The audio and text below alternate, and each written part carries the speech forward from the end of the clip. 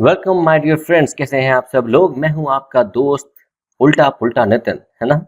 उल्टा पुल्टा नितिन क्यों बोला? Because if you look at my name Nitin, if you look at my name, this is left to right, right to left is same, NITIN, NITIN. This is the best thing. Why I am talking about all this? Because today is a topic of terms, so let's not waste our time and discuss about the term. So I started with my name as a term, Nitin, NITIN. So let's start with basic terms of accounting. In today's lecture, we are going to have a mix of Hindi and English language because many of the students are complaining from different parts of the world and different parts of the states and India that they are saying that we are not able to grasp your 100% Hindi. लेकिन मैंने उनको ये बताया है कि it is not easy, क्योंकि हम 100% अगर हिंदी पे नहीं जाएंगे या मतलब इंग्लिश पे ले आएंगे तो हमारे जो 98% से ज़्यादा बच्चे जो हिंदी में समझ पाते हैं चीज़ों को, हालांकि आपकी जो टर्म्स है वो इंग्लिश में ही पढ़ेंगे आप, लेकिन समझने में हिंदी में थोड़ी आसानी हो जाती है. So I am today going to make it little mix of both so that you can understand it easily. Alright, लेकिन उसके लिए एक शर्त है. वो शर्त ये है कि आपको इस वीडियो को, इस चैनल को आगे पढ़ाते रहना है, बिकॉज मेरा वादा है पढ़ाने का और आपका वादा है बढ़ाने का. Alright, so let's start the first term which we use in accounting. ऐसी बहुत सारी terms, accounting, financial management, cost accounting, statistics, ऐसी बहुत सारी टर्म्स मैं लाता रहूंगा ताकि आपको वो बेसिक जानकारी मिलती रहे, so which is going to help you to understand the subject better.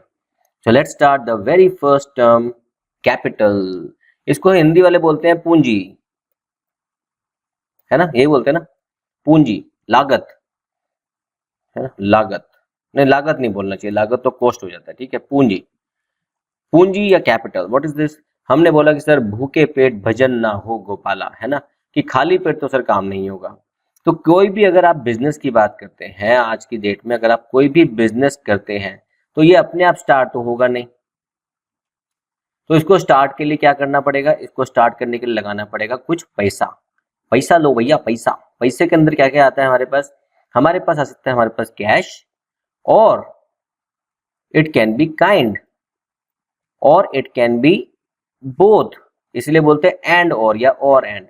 तो आपको बिजनेस शुरू करने के लिए जो पैसा बिजनेस में लगाते हो उसको बोलते हैं हम कैश, या फिर कोई एसेट, और जिसको हम बोलते हैं टर्मिनोलॉजिकली कैपिटल, या बोलते हैं हम पूंजी. So the money, initial money which you invest in the business to start it, it is called capital. For example, हमारे पास मिस्टर ए है. हम ABC इसलिए यूज करते हैं नॉर्मली वर्ड पढ़ाते हुए, बिकॉज हमारे एग्जाम्पल्स में हम कितने नाम ढूंढेंगे, इसलिए बेटर रहता है ABCD करते रहो. तो मिस्टर ए ने बोला कि सर मुझे बिजनेस स्टार्ट करना है, I want to start my business with some cash, I have got some cash over 50,000. So can I start my business? हमने कहा yes, we can start the business with cash 50,000, but possibly do you have any shop where you will fill the items? What kind of business you want to do? Maybe he want to run a shop and he has a shop. उसके पास अपनी एक shop है, तो वो क्या करेगा? अपनी shop को भी एक बिजनेस में कन्वर्ट कर देगा. तो शॉप की वैल्यू है आज की डेट में सपोज 10 लाख रुपए. 10 lakh is the cost of the shop. तो इसका मतलब टोटल कैपिटल जो उसने बिजनेस में लगाई दैट विल बी कैश 50,000, और प्लस 10 लाख की उसने शॉप लगा दी बिजनेस के अंदर, तो टोटल कैपिटल हो गई उसकी 15 lakhs की. सो अगर आपको समझ आ गया है तो इसका मतलब क्या है? So capital is the initial investment. इसके लिए याद रखिए कुछ कुछ चीजें आपको ना टर्म बोलनी आनी चाहिए लाइफ के अंदर. It is initial investment which is done in the business to start, to give a start. It is not like immediately start करते profit आएगा. So what is capital? It can be mix of cash or assets, personal assets. Normally these are the personal assets which you can put into the business. अभी ये sir ये आपने ये जो word use किया ना, ये वाला वर्ड, ये जो एसेट्स का वर्ड है, इसके ऊपर थोड़ी और जानकारी देते हैं. तो यहां तक आपको समझ आ गया कैपिटल क्या है? It is the initial investment which is done to start any business. It can be in form of cash और पर्सनल एसेट. तो सर ये एसेट क्या होती है? हमने कहा सर ये एसेट को हिंदी वाले बोलते हैं संपत्ति. और मेरी ना हिंदी पे मत जाना, मेरे को लिखने बड़ी आफत आती है ना, गलत हो गया ना, जो भी होता है आप देख लेना यार, थोड़ा बहुत डिस्काउंट दे देना, मुझे हिंदी लिखने में आफत आती है, ठीक है, लेकिन वैसे लिखने में देखूं मैं कर सकता हूँ. Okay, it is going to be संपत्ति, ठीक है, ऐसा मत समझना आती नहीं, उल्टी सीधे लिख रहा था पहले मैं। संपत्ति या एसेट, एसेट होती क्या है, देखो मैं एक लैंग्वेज में, एक लाइन में सिखाता हूं इसको।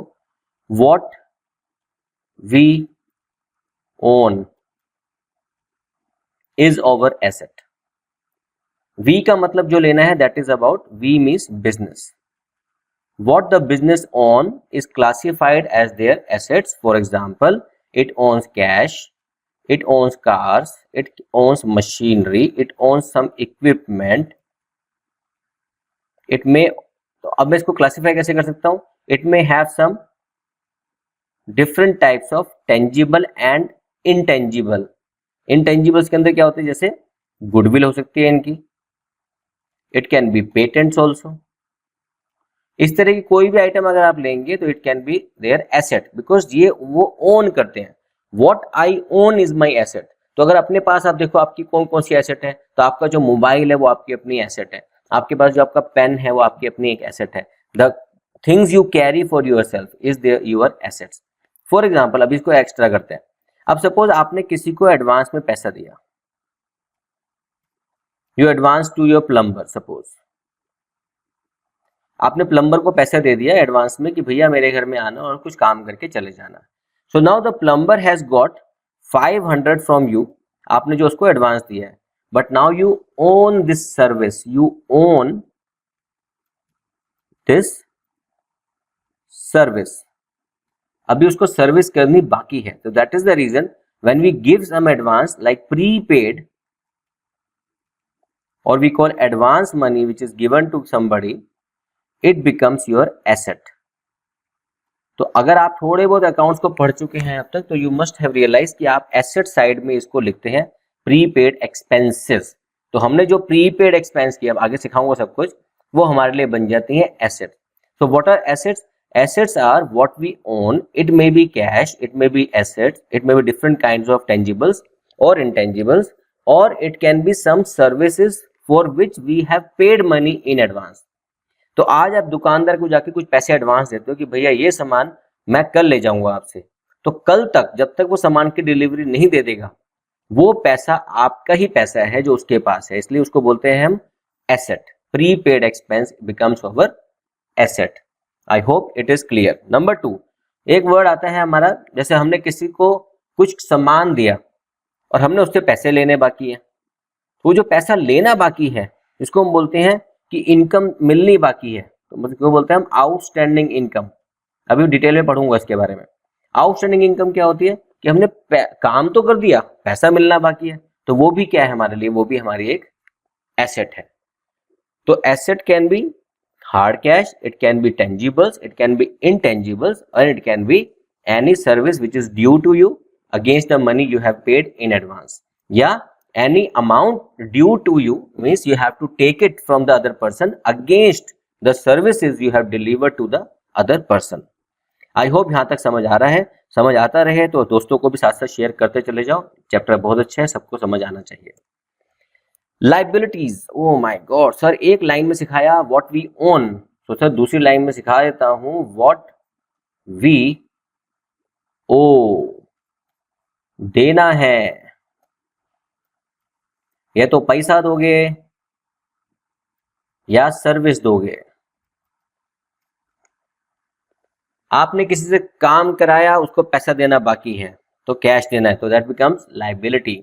आपने किसी से काम करवा लिया या किसी से पैसे ले लिए एडवांस और सर्विस देनी बाकी है, उसका काम करना बाकी है, तो वो भी आपके लिए एक लाइबिलिटी है। तो लाइबिलिटी कौन कौन सी होती है, किस किस तरफ होती है? जिन जिन लोगों ने हमारी कंपनी में पैसा लगाया, सबसे पहला नाम आता है कैपिटल। ये किसी ओनर ने लगाया हमारे बिजनेस में। बिजनेस और ओनर अलग होते हैं, इसके बारे में कभी बाद में पढ़ा रखा है वैसे मैंने, कभी आपको सर्च करना हो तो कर लो, principles of accounting, then you will get to know about business entity concept. अभी जो ओनर होता है ये हमारे बिजनेस से अलग होता है। अब ओनर ने पैसे दिए तो वो कैपिटल बन गई हमारे लिए लायबिलिटी, हमें उसको पैसा वापस करना है। इसीलिए आपके नाम जब आते हैं equity share holders, preference share holders, debt, आपने नाम कभी सुने हो तो ये सब चीजें हमारी लायबिलिटी में काउंट होती है, because we have taken the loan from the debt. तो लोन लिया है तो पैसा देना पड़ेगा वापस, दैट बिकम्स अवर लायबिलिटी। इसी तरह से आपने किसी से एडवांस मनी ले लिया, एडवांस मनी ले लिया, तो उसके बदले में काम भी तो करना पड़ेगा। तो वो काम जो करोगे दोस्तों, वो सर्विस देनी बाकी है, दैट बिकम्स ओवर लायबिलिटी। इसको हम बोलते हैं दायित्व या देय। हमें देना है बाकी ये पैसा वापस, या तो पैसा देना पड़ेगा या फिर सर्विस देनी पड़ेगी। Okay, next goods. हमारे बहुत सारे स्टूडेंट ऐसे होते हैं दोस्तों जो कि हमारे नॉन कॉमर्स बैकग्राउंड से आते हैं, वो यहाँ पे बड़े फंस जाते हैं। वो कहते हैं सर हमें ना बेसिक समझ नहीं आ पाता कि कहाँ फंस जाते हैं हम आके। तो मैंने कहा सर देखो, समझने की बात तो सिंपल सी है। गुड्स, जब वर्ड अकाउंटिंग में ये वर्ड आएगा ना गुड्स, देखो पेन को थोड़ा सा चेंज करके देखते हैं। ओके, लेटर से। तो हमने कहा गुड्स जब वर्ड आएगा, goods is basically used for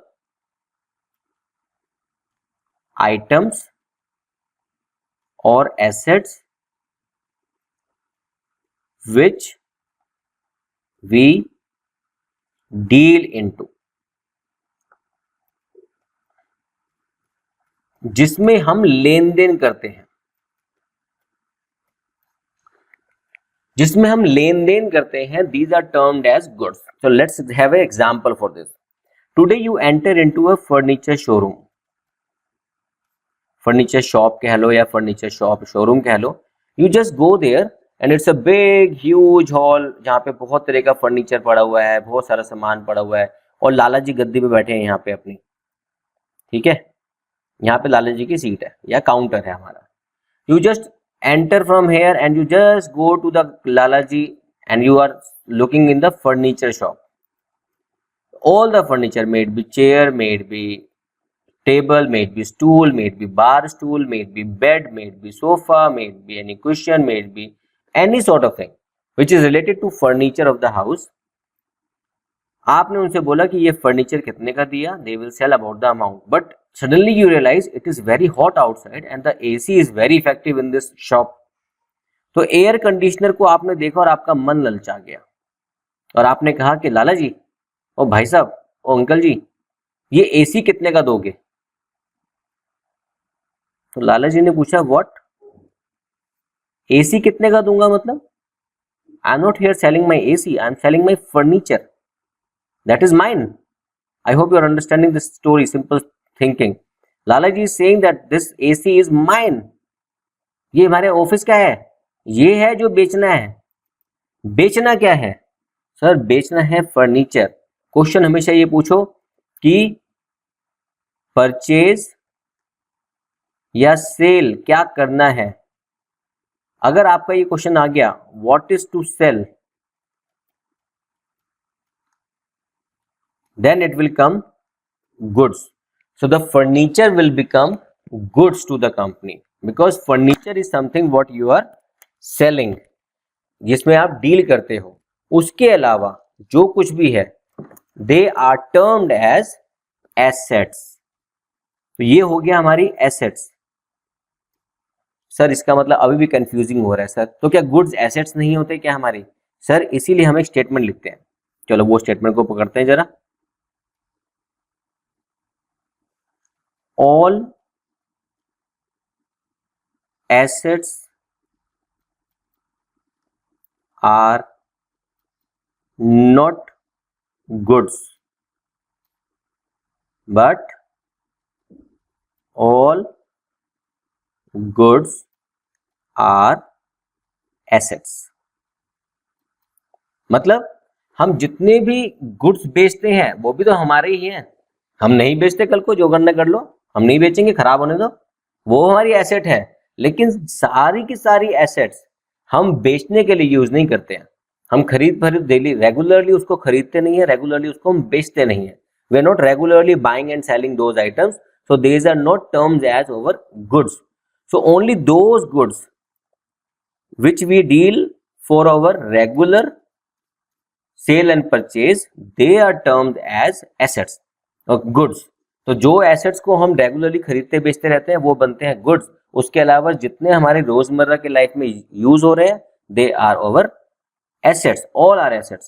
so all assets are not goods but all goods are our assets. तो इस कंपनी में जो फर्नीचर है, जो भी फर्नीचर पड़ा हुआ है यहाँ पे, वो सारा का सारा फर्नीचर हमारे लिए गुड्स है. हमारी एसेट भी है, लेकिन जो एसी है वो एसी हमारे लिए गुड्स नहीं है, वो हमारी पर्सनल मतलब ऑफिशियल एसेट है। We are not dealing into. I hope कि गुड्स का मीनिंग क्लियर हो गया होगा। गुड्स का मतलब है जिन आइटम्स में हम डील करते हैं रेगुलरली। ड्राइंग्स, ओनर ने पैसा लगाया, उसको बोला कैपिटल। ओनर को घर चलाना है, he has to run his family, तो उसको बिजनेस से पैसा निकालना पड़ेगा। He has to take out some money for personal use. Personal use के लिए या तो कंपनी से कैश निकालेगा, या वो कंपनी से कोई एसेट यूज करेगा कंपनी की, या वो कंपनी के जो गुड्स हैं उसको अपने घर में यूज करेगा। अब कोई ये पूछे कि महाशयदी हट्टी के जो घर वाले हैं वो मसाले क्या बाहर से खरीदते होंगे? अपनी कंपनी से निकालते होंगे ना, तो वो कंपनी से ये गुड्स निकालेंगे, वो पर्सनल यूज के लिए निकाले। तो whatever you take out may be cash, asset or goods for personal use, that becomes your drawings. So drawings are the amount of cash or amount of the asset or amount of the goods which you withdraw, जो आप निकालते हैं अपने personal use के लिए अपने ही business से। कौन निकालेगा? ओनर।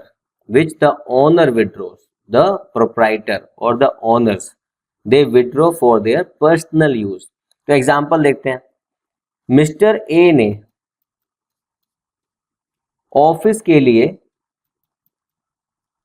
एक बाइक खरीदी, मोटरसाइकिल, और वो लेके उसने अपने बेटे को दे दी। He bought one of motorcycle for an office and he gave it to his son for his college. And the cost of the bike was, let's say, 50,000. तो इसका मतलब immediately, क्योंकि उसने ऑफिस के खर्चे से निकाली लेकिन यूज पर्सनली हो रही है, it will be taken as a drawing of 50,000, क्योंकि ये 50,000 उसने पर्सनल यूज के लिए अपनी एसेट ऑफिस से निकाली है। तो जब भी आप पैसा देते हो तो कैपिटल, अगर पैसा निकालते हो पर्सनल यूज के लिए तो दैट विल बिकम ड्राइंग्स। लेकिन अगर साइमल्टेनियसली वो कहता है नहीं सर, ये ड्राइंग जो बाइक है वो मैंने ऑफिस से निकाली लेकिन ऑफिस पर्पस के लिए निकाली,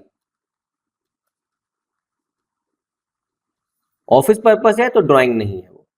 ऑफिस पर्पस तो ऑफिस के खर्चों में शामिल हो जाएगी।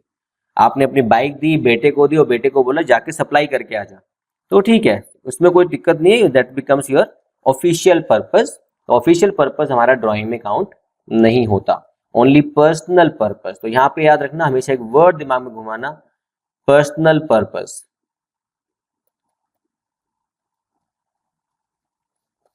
आई होप कि छोटी छोटी चीजें आपको दिमाग में बैठेंगी और अच्छे से you will be able to understand it. Now 3 terms, sale, purchase and stock. हम रेगुलरली क्या सेल करेंगे, एसेट्स या गुड्स? आंसर आपका आ चुका होगा दिमाग में, गुड्स। हम रेगुलरली क्या परचेज करेंगे, एसेट्स, सारी एसेट्स या गुड्स? आंसर आ चुका होगा, गुड्स। हम किसका स्टॉक रखेंगे अपने पास हमेशा, सारी एसेट्स का या स्टॉक? आपको क्या लगता है कि मैं अगर आपको पढ़ाता हूं तो कितने लैपटॉप होंगे मेरे पास? आंसर आएगा 1। क्या मैं बार बार खरीदता रहूंगा जाके, कम ना पड़ जाए, कम ना पड़ जाए? हमारे पास हाँ, घर में जो सबसे ज्यादा मिलते हैं ना सामान, वो मिलते हैं इरेजर, शार्पनर, पेंसिल। भगवान मालिक है कहाँ जाते हैं सारे के सारे, but we are regularly using it. But forget about that part. For any company, these are the 3 terms which we regularly use only and only for one particular item, that is called goods. None other than any item will be used which is going to denote sales, purchase or stock. If it is clearly mentioned that we are selling some old furniture, then it is something else. If we are using only the word sales made or sales generated, this means goods. We have done purchases worth rupees or something, then it is goods. We have a stock of, it is of what? We don't have stock of mobile phones, we don't have stock of pens, we don't have stock of laptops. ओ यार खराब ना हो जाए इसलिए खरीद लिया, ऐसा थोड़ी होता है, टेक्नोलॉजी चीजें खराब हो जाती हैं. So we are going to have the sale, purchase or stock regularly for goods. Never to forget please, this is very simple to understand. Now come sir, there are two terms. ये मैंने इसलिए अलग अलग लिया है क्योंकि कुछ बच्चों की बुक्स में लिखा होता है डेटर्स और कुछ बच्चों में लिखा होता है अकाउंट रिसीवेबल. दोनों सेम है, ठीक है, दोनों सेम है. तो don't get confuse, both are same. Number two, when we talk about debtors, some students pronounce b also, तो they call it debtors. भैया एडेप्टर थोड़ी है, इलेक्ट्रिसिटी के पास से मिलता है. तो b is not spoken out, b को नहीं बोलना होता, it is debtors. स्पेलिंग में debtors बोलते हैं इसको, ठीक है, तो इसको b को नहीं बोलना. तो अकाउंट रिसीवेबल या डेटर्स. अब हम बात करते हैं अपने गुड्स की. We sell our goods for cash and credit always. या तो हम कैश पे बेचेंगे या उधार पे बेचेंगे. अगर कैश मिल गया तो हमें मतलब ही क्या, हो आर यू, पैसा दो घर जाओ भैया. लेकिन अगर क्रेडिट पे आपने सामान बेचा, सोचो आप मेरी दुकान पे आए हो, मैं आपकी दुकान पे आया, मैं आपकी दुकान पे आता हूँ, डेली आता हूँ, सामान खरीदता हूँ, चला जाता हूँ, पैसा देता हूँ, चला जाता हूँ, पैसा देता हूँ, चला जाता हूँ. आपको मतलब ही नहीं है मैं कौन हूँ. यू विल नॉट बॉदर ना कि हो कौन आप. लेकिन जिस दिन मैंने बोला लाला जी आज पैसा नहीं है मेरे पास, मैं कल आता हूँ, क्या कल पैसा देता हूँ, पता लाला जी क्या बोलेंगे, अरे बेटा वही हो ना जो पिछली गली में रहते हो. अब सीधा तो बोलेंगे नहीं, मुझे आप पे विश्वास नहीं है. हाँ अंकल मैं पीछे वाली दुकान पे रहता हूँ, पीछे वाले घर पे रहता हूँ. आप बच्चा वो गुप्ता जी के बेटे हो? हाँ अंकल वो गुप्ता जी मास्टर जी हैं. हाँ उनका बेटा हूँ. अच्छा अच्छा अच्छा, हाँ बेटा कोई बात नहीं जाओ. उन्होंने किया क्या, इनडायरेक्टली आपका नाम लिख लिया. याद रखना जब जब आपके नाम से मतलब आएगा ना, that they are interested to know about your details, personal details, means it is a credit transaction. अब इसको समझते हैं जरा. ऐसे लिखा होगा, goods sold worth ₹500. Nothing is mention कि उधार है नहीं है, it is a cash transaction. अब आएगा goods sold to Mukesh for cash. Again it is cash transaction क्योंकि वो कैश देके गया होता है ना. आ बेटा नितिन कैसा है तू, हम बोले अंकल ठीक हूँ, ला क्या दूं बेटा, अंकल दे दो ये लो पैसे. पैसे दे दिए, नाम भी पता है उसको. लेकिन अगर आपके पास स्पेसिफिकली लिखा हुआ है गुड्स सोल्ड टू नितिन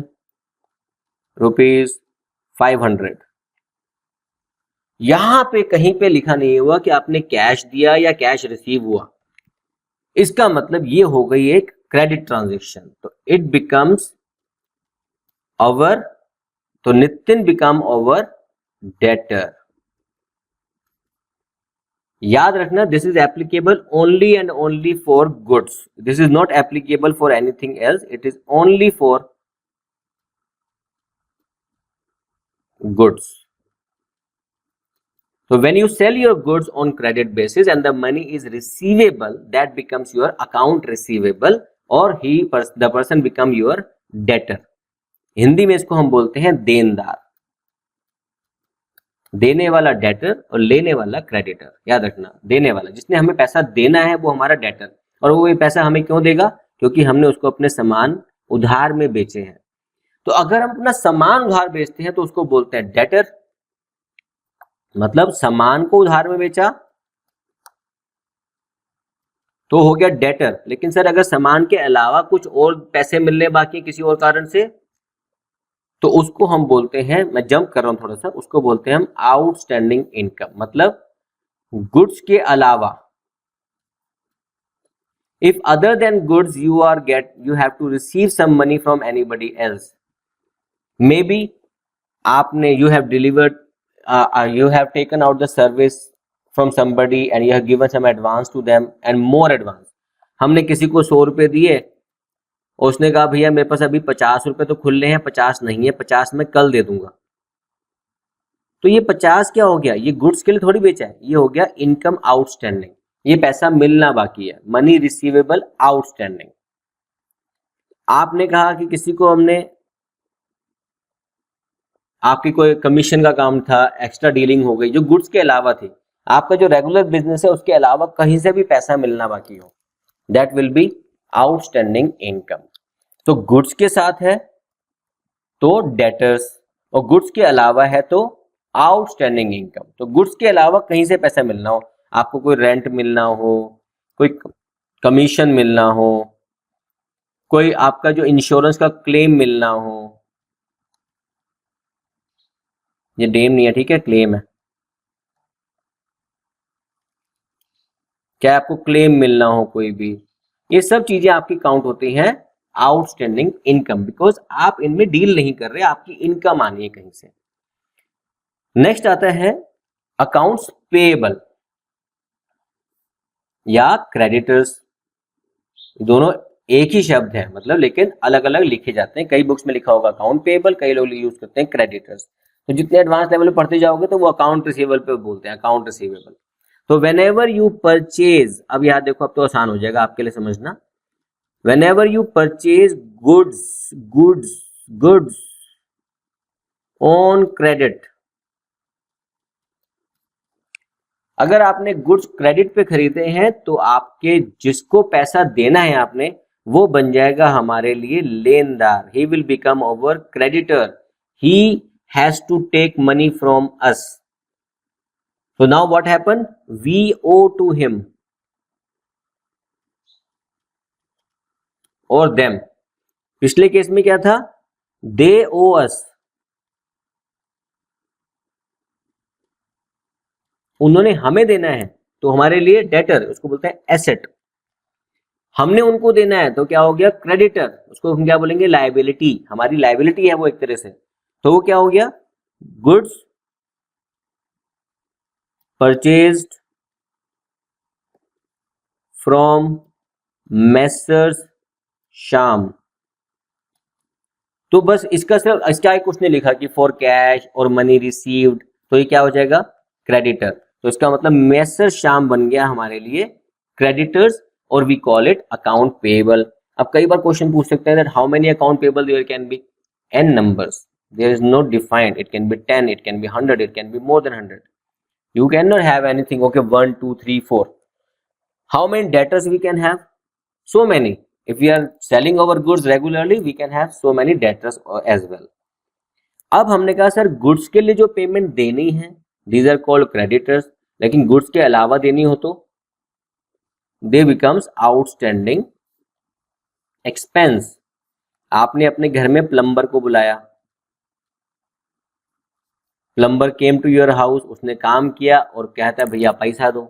हमने कहा पैसे तो नहीं है अभी खुले यार, कार्ड है क्या? कहता कार्ड नहीं चलता, पेटीएम नहीं चलता, कुछ नहीं चलता, पैसा दो। हमने कहा भैया पैसा तो 10 दिन के बाद या 5 दिन के बाद आके ले जाइए। उसने कहा ओके, तो 5 दिन के बाद पेमेंट देना है, तो दिस बिकम्स आउटस्टैंडिंग एक्सपेंस, वो आपका खर्चा था जो आप 5 दिन के बाद दोगे, तो वो क्या हो गया? आपका आउटस्टैंडिंग एक्सपेंस। सिमिलरली आपने अपने घर का राशन मंगवा लिया कहीं से, राशन ऐसे लिखते हैं ना, घर का राशन मंगवाया। अब राशन मंगवाया तो क्या हुआ?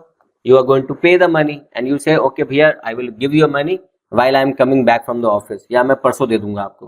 तो till that time that becomes your outstanding expense. तो मतलब फंडामेंटली एक चीज याद रखना, अदर देन गुड्स,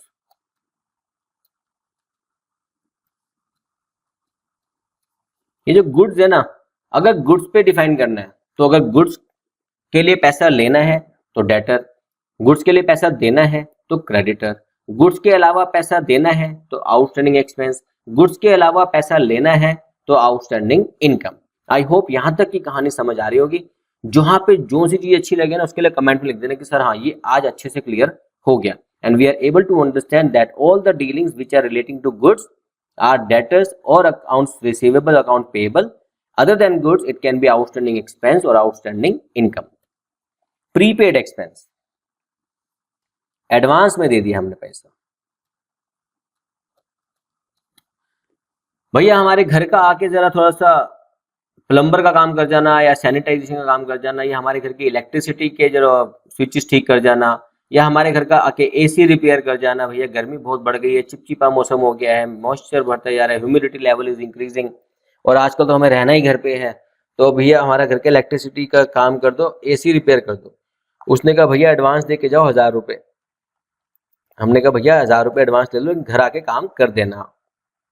तो हमने एडवांस में उसको कुछ पैसा दे दिया किसी को और उसके बदले हमें गुड्स या सर्विसेज मिलने बाकी हैं, तो that is called prepaid expense.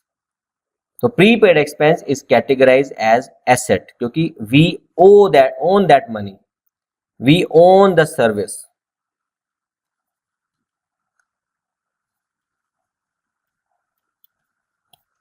या तो सर्विस मिलेगा या सामान मिलेगा, लेकिन हमें मिलना है, तो इसका मतलब वो हो गई हमारे लिए asset. All the prepaid expenses are our asset. ठीक है। अनअर्न्ड इनकम, मनी रिसीव्ड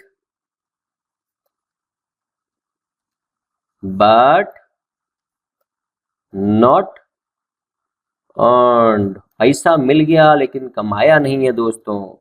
ऐसा कैसा पैसा जो मिल गया लेकिन कमाया नहीं, इसको बोलते हैं हम एडवांस में पैसा मिल गया। आपने देखो हर बच्चे ने ना कहीं ट्यूशंस पढ़ी होती हैं और ट्यूशन के टाइम हम लोग जाके देते हैं अपने टीचर्स को एडवांस कि सर ये एडवांस मनी है अगले महीने के लिए। अब सपोज मैं आपका टीचर हूँ, नितिन गोयल आपको पढ़ा रहा है, आप मेरे ट्यूशन सेंटर पे आए, मेरा कोई सेंटर नहीं है ऐसे ही बोल रहा हूँ मैं, एग्जाम्पल है। तो आप मेरे सेंटर पे आए, अपने कहा भैया मुझे ट्यूशन पढ़नी है। मैंने कहा ठीक है लाओ 1000 रुपये एडवांस। तो मैंने 1000 रुपये आपसे ले लिया और मैंने कहा क्लास आपकी शुरू होगी 1 महीने के बाद। आप आए मेरे पास मई में और मैंने कहा क्लास शुरू होंगी जुलाई से। तो क्या ये पैसा मैंने कमा लिया? क्वेश्चन ये पूछना है, have I earn this money? कमाया या नहीं कमाया? आंसर विल कम, नहीं कमाया। मई में कमाया? नहीं। जून में कमाया? नहीं। जुलाई में अगर क्लास शुरू कर दी तो यस। तो मतलब मई एंड जून में ये पैसा मेरे लिए क्या हो गया? Unearned income. This is the money which I have received but I have not earned. याद है एक चॉकलेट क्या आता था बॉर्नविल, आपको you have to earn it, don't have to take it, you have to earn it. Simply हमारे पास जो पैसा एडवांस में आएगा that is going to be unearned income till the time I deliver my services और goods. या तो मैं सामान दे दूं या सर्विस दे दूं, उसके बाद ये पैसा मेरा हो जाएगा। तब तक के लिए ये क्या है मेरे लिए? लायबिलिटी। ये पैसा मेरे लिए लायबिलिटी है, इसको मैं यूज कर भी लूंगा तो भी मुझे वापस देना पड़ेगा, है ना। मन उदास हो जाता है लायबिलिटी सुन के। एक्सपेंस एंड एक्सपेंडिचर बड़े खतरनाक से बड़े, दोनों में फर्क क्या होता है? दोनों एक ही चीज तो है, खर्चे तो खर्चे ही होते हैं। मैं कभी कभी ना ऐसे ही पढ़ाते पढ़ाते मेरे मुंह से गाना निकल जाता है, खर्चे तो खर्चे होते हैं, है ना, अपने तो अपने होते हैं। सैलरी यू पे रेगुलरली, एक्सपेंस। लाइटिंग का खर्चा देते हो, एक्सपेंस। वाटर का खर्चा देते हो, एक्सपेंस। मशीनरी खरीदी, एक्सपेंडिचर। बिल्डिंग खरीदी, एक्सपेंडिचर। मैं राइटिंग में जाना है, ठीक है, वो प्लेट पे लिखते के ना थोड़ी सी गलत हो जाते हैं, कोई बात नहीं। ये क्या मतलब हुआ? सर सैलरी पे कर रहे हो एक्सपेंस, रेगुलरली पे कर रहे हो एक्सपेंस, नहीं कर रहे हो तो मोटा खर्चा कर रहे हो। ये क्या बोला मैंने बोला अगर हल्का फुल्का खर्चा, देखो भारी कौन सा है इसमें से? हल्का, भारी। छोटे मोटे खर्चे रेगुलर खर्चे चलते रहते हैं तो वो बनते हैं हमारे एक्सपेंस। लेकिन अगर आपने एक बार में कोई मोटा खर्चा किया तो भारी भारी खर्चा हो गया एक्सपेंडिचर। तो आपने मशीनरी खरीदी तो एक्सपेंडिचर, गाड़ी खरीदी तो एक्सपेंडिचर, गाड़ी में पेट्रोल डलवाया तो एक्सपेंस। लेकिन एक कहानी सुनाता हूं। एक बार एक जगह पे एक बंदा अपना घर बना रहा था। There was a construction going on and 10 labours were used. 10 labour आए वहां पे काम करने के लिए।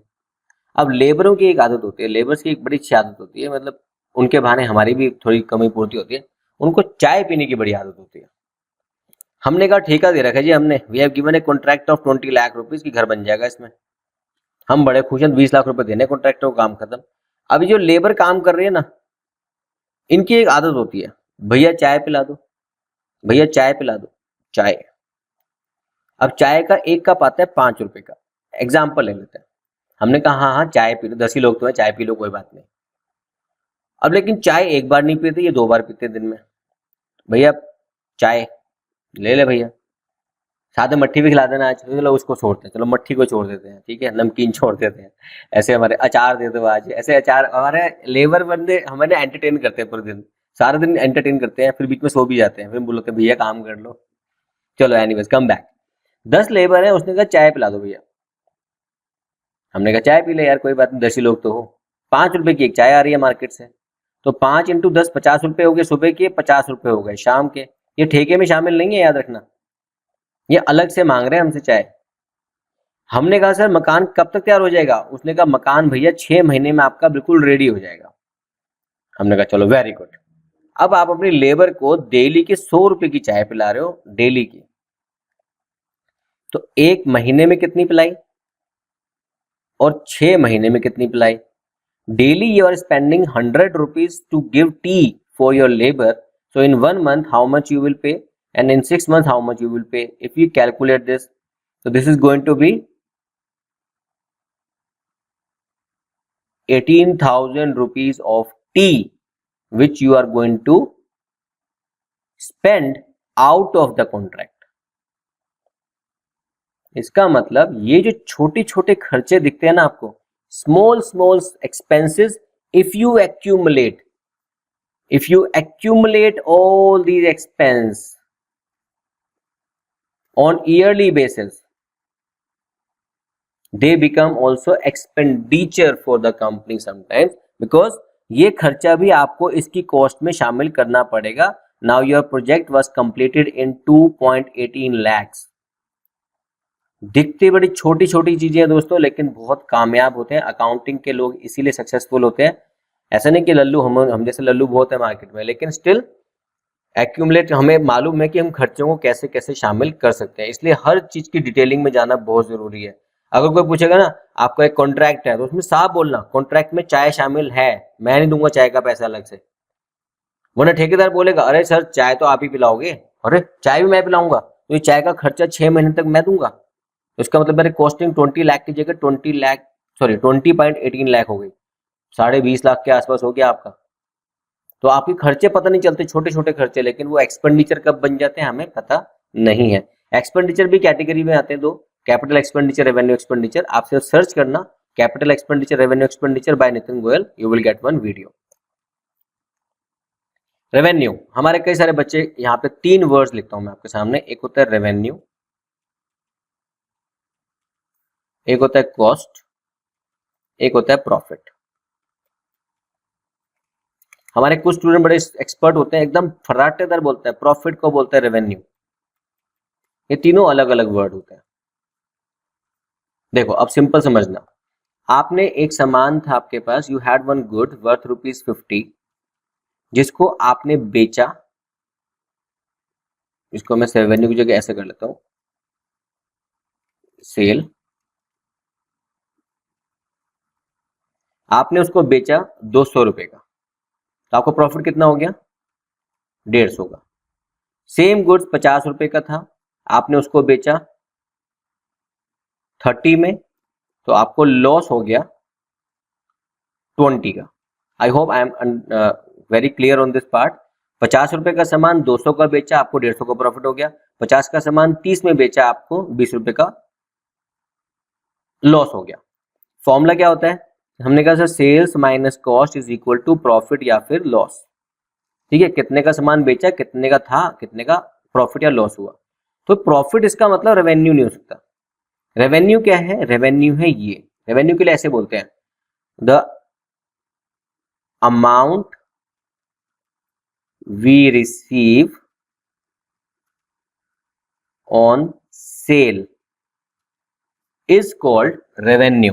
तो मतलब फर्स्ट केस में रेवेन्यू कितना है? 200। दूसरे केस में रेवेन्यू कितना है? 30। अगर यही 50 का सामान आपने 100 का बेचा होता था, 100 का एक्चुअल अमाउंट, अब यहां पे फिर मैं ऐड करता हूं एक word, actual amount. Whatever amount you actually receive by selling the item is called revenue. Revenue can be more than cost, it can be less than cost. If it is more than cost, it is going to be profit. If it is going to be less than cost, then it is going to be a loss to the company. So actually the formula is revenue minus cost is equal to profit or loss. So the revenue is nothing but the actual amount you realize by selling the goods. Goods, goods, goods. Again, it is about goods. You sell the goods and you get profit or loss onto that particular sale. तो आपको goods को बेच के जो पैसा मिलता है उसको हम बोलते हैं रेवेन्यू. आई होप यहां तक क्लियर रहेगा. फिर प्रॉफिट क्या होता है? प्रॉफिट अभी आपको समझा ही दिया कि जितना आपको रेवेन्यू मिला उसमें से अगर आपने कॉस्ट को माइनस कर दिया you will get your profit. अगर यही कॉस्ट ज्यादा हुई, if revenue is more than cost it is profit. If revenue is less than cost, it is loss. And if revenue is equal to cost, normally we know say it break even point. अभी इसकी detailing में नहीं जाएंगे. जब मैं cost accounting की term उठाऊंगा तब आपको क्लियरली बताऊंगा इसके बारे में. आई होप यहां तक क्लियर हो जाएगा आपके पास. Balance sheet. नॉन कॉमर्स के बच्चे बोलते हैं बैलेंस शीट क्या होती है? सर ये बैलेंस शीट है वो जो हमारी को बोलते हैं, इसको हम बोलते हैं लैंग्वेज ऑफ द बिजनेस. मैं ऐसे बोलता हूं लैंग्वेज ऑफ द बिजनेस.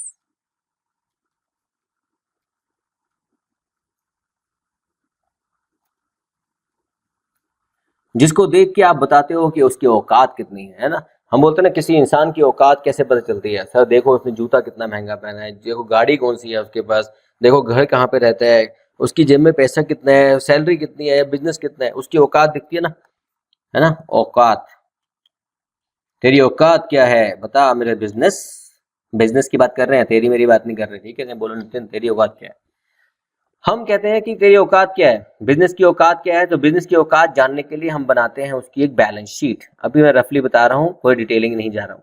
एक तरफ लिखते हैं उसकी सारी एसेट्स को और एक तरफ लिखते हैं उसकी हम सारी लायबिलिटीज को. तो एक पर्टिकुलर पॉइंट ऑफ डेट पे, एक पर्टिकुलर डेट पे, normally 31 March, 31 December, what ever is in applicable in any country, तो हम देखते हैं कि इस कंपनी की कितनी एसेट है, कितना कैश है तेरे पास, कितना तेरे पास गुडविल है, कितनी तेरे पास पेटेंट्स है, कितने तेरे पास गाड़ियां हैं, कितनी तेरे पास मशीनरी है, कितनी है तेरे पास इक्विपमेंट, बता कितनी जायदाद है तेरे पास, how much assets you have. Stock भी आएगा गुड्स, यार वो मत भूल जाना, स्टॉक ऑफ गुड्स. और आज तेरे पास कितनी लायबिलिटी है, इक्विटी शेयर होल्डर को पैसा कितना देना है, प्रेफरेंस वालों को कितना देना है, डेट तेरे पास कितना है, ये सब क्रेडिटर्स कितने हैं, ये सब की पोजीशनिंग एक पर्टिकुलर डेट पे हम चेक करते हैं.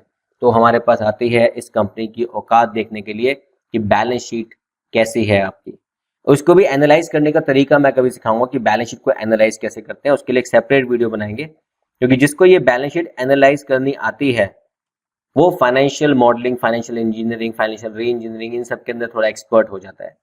फाइनेंशियल स्टेटमेंट एनालिस्ट की बहुत रिक्वायरमेंट होती है, वो इसी को एनालाइज करते हैं.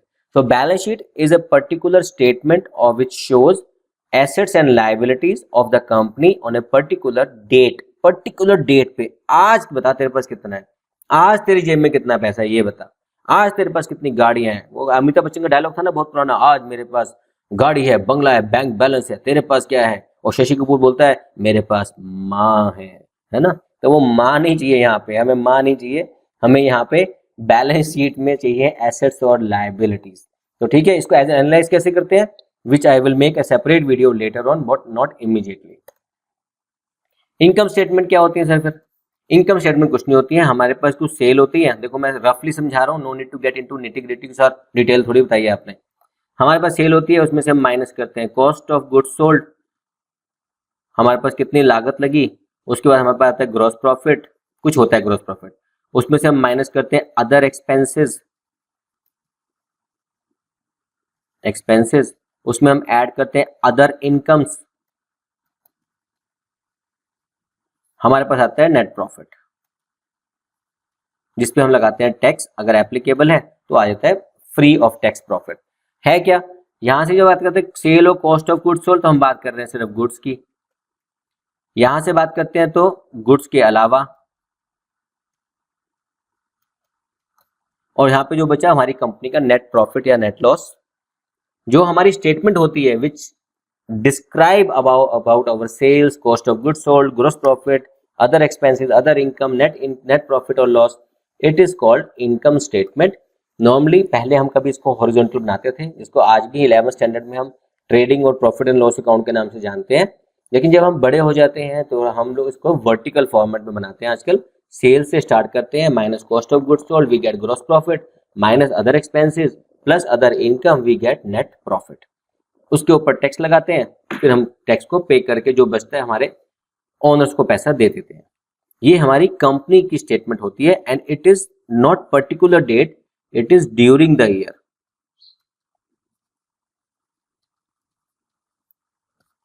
मतलब एक पर्टिकुलर ईयर में कितनी सेल हुई, कितनी कॉस्ट लगी, कितना प्रॉफिट हुआ, कितने लॉस हुए, सब चेक करते हैं एक पर्टिकुलर ईयर में।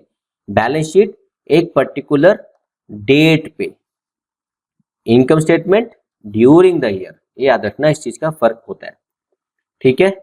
तो यहां तक हमने जो आज किया है, these are about accounting terms. अगर आपको ये अकाउंटिंग टर्म्स समझ आ जाती हैं, the life become very simple even for a non commerce background student. अगर आप इंजीनियरिंग में हैं और आपने एमबीए करनी शुरू करी है, या आपने पहली बार साइंस बैकग्राउंड से करके हमें लगा नहीं हम तो सीए बनेंगे, तो आपने सीए शुरू करी है, तो that time this particular video can be a very good help for you. In case you do not understand anything, just do write in the comment. I will try to respond you as soon as possible. लेकिन अभी आपसे एक ही गुजारिश है जो आपकी screen पे है, वो गुजारिश देखो मैं आपके सामने फिर से बता रहा हूँ। अगर ये नहीं करोगे तो यार मुझे भी पसंद नहीं आएगा। दैट इज, अगर आपने अब तक चैनल को सब्सक्राइब नहीं किया है तो प्लीज सब्सक्राइब करो, लाइक तो कर ही दिया करो। कुछ बच्चे हैं जो इसको ना डिसलाइक लिख के चले जाते हैं, डिसलाइक। पता नहीं, मेरा एक दोस्त है, पता नहीं कौन है, जो बड़ा प्यारा है, जैसे वीडियो अपलोड करता हूँ, एक डिसलाइक आ जाता है। आई डोंट नो है कौन। मतलब 20 मिनट की वीडियो और 5 सेकंड के अंदर डिसलाइक आता है। कोई होगा जिसको मेरी शक्ल बड़ी पसंद आती है। देन कमेंट करो उन सब के बारे में। अगर आपको अच्छा लगा तो भी, बुरा लगा तो भी, कुछ और पढ़ना है तो भी, प्लीज अपने कमेंट डालते रहा करो। वो वही एक तरीका है जहां हम एक दूसरे से बातें कर पाते हैं। फोन नंबर मत मांगा करो, बिकॉज अगर मैं फोन नंबर देने लग गया तो मैं तो पगला जाऊंगा। मैं वीडियो कब बनाऊंगा, अपने ऑफिस से काम कैसे करूंगा। और प्लीज, ये आपकी मॉरल ड्यूटी बनती है अगर आप मुझसे पढ़ते हो तो। चैनल को सपोर्ट करने के 2 ही तरीके होते हैं, एक तो शेयर करते रहा करो, और बीच में कुछ छोटे मोटे जो गैप आते हैं उससे मैं थोड़ा पेशेंस रख लिया करो, वरना चैनल को सपोर्ट कैसे मिलेगा ना। हमें भी तो मोटिवेशन चाहिए काम करने का, उसकी जेब से, आपकी जेब से कुछ जाना नहीं है। तो बीच में जो छोटा मोटा ब्रेक आता है उसमें थोड़ा सा पेशेंस रख लिया करो। तो दोस्तों, आज की क्लास यहाँ तक। आई होप कि आपको पसंद आई होगी and you might be feeling like me. मेरे को पढ़ा के जो खुशी मिलती है, हो सकता है आपको पढ़ के वो खुशी मिल रही हो। मेरी ड्राइंग बस इतनी सी है अच्छी जो है। तो बस आपसे एक ही उम्मीद है कि आप इस चैनल को बढ़ाते रहोगे और मैं आपको पढ़ाता रहूंगा। Take good care of yourself and your family. Bye bye, take care.